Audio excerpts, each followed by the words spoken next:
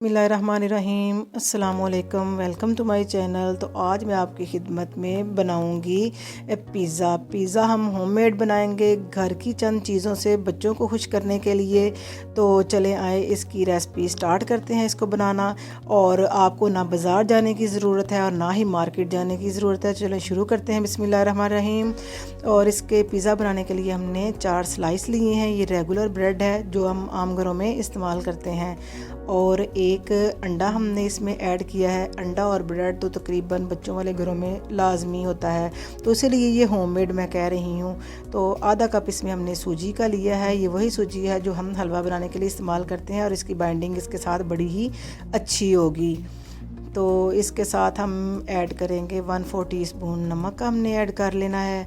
और आधा टीस्पून हमने इसमें ऐड किया है चीनी का।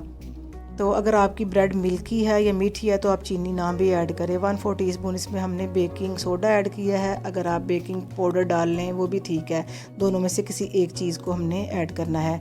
और 1/3 कप हमने इसमें दूध का लिया है। इसको अच्छे से मिक्स कर लेंगे। तो हो सकता है आपकी ब्रेड जो है वो ज़्यादा दूध सोख करे, तो आपने इस मिक्सचर को ना ज़्यादा पतला रखना है और ना ही गाढ़ा। अगर आपको लगे आपका मिक्सचर थोड़ा थिक है या गाढ़ा है तो आप इसमें थोड़ा सा और भी दूध ऐड कर सकती हैं। इसको अच्छे से हम मिक्स कर लेंगे। तो अगर आपको हमारी रेसिपी पसंद आ रही है तो लाइक कर दें। तो इसको 10 मिनट 15 मिनट के लिए हम रेस्ट देंगे। और एक पैन में हमने 2 टेबलस्पून ऑयल के ऐड कर लेने हैं और 250 ग्राम यानी कि 1 पाव चिकन क्यूब्स लिया है। तो इसके साथ ही हम सारे स्पाइसेस भी ऐड कर देंगे। इसको मैरिनेट नहीं करना, हमने ऐसे ही कर देना है। तो 1/3 कप 1/4 टीस्पून हमने इसमें काली मिर्च का ऐड किया है। 1/4 टीस्पून नमक का, 1/4 टीस्पून इसमें हमने चिली फ्लेक्स का ऐड किए हैं। और थोड़ा सा हमने चाट मसाला ऐड किया है। आप चाट मसाले की जगह तिक्का मसाला डाल लें तो ज़्यादा बेहतर होगा।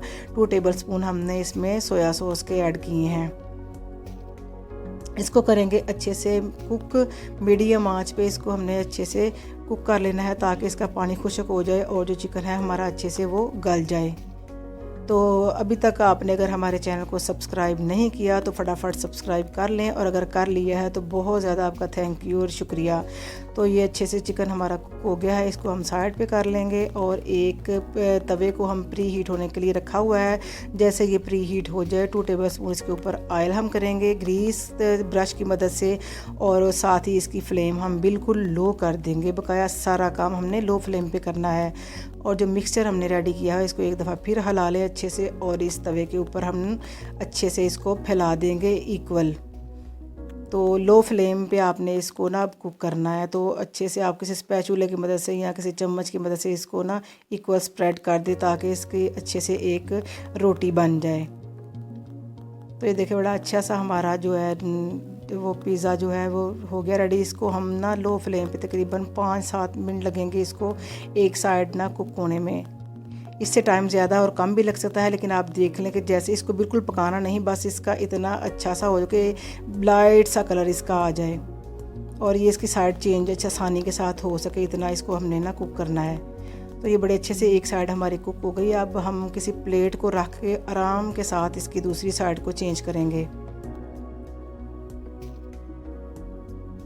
तो दूसरी साइड ये देखें हमने चेंज कर ली है और लो फ्लेम पे इसको भी हम ना कुक कर लेंगे। और साथ ही इसके हम ना पिज़्ज़ा सॉस इसके ऊपर ऐड कर देंगे। अगर पिज़्ज़ा सॉस नहीं तो आप टमाटो केचप ऐड कर दें, टमाटो केचप नहीं तो चिली सॉस भी आप सिंपल जो है वो भी इसके ऊपर ऐड कर सकते हैं। तो इंशाल्लाह टेस्ट आपका सेम ही आएगा, कोई इशू नहीं कि सेम पिज़्ज़ा सॉस ही हो तो फिर वही लगाए। तो इसको अच्छे से हम स्प्रेड कर देते हैं।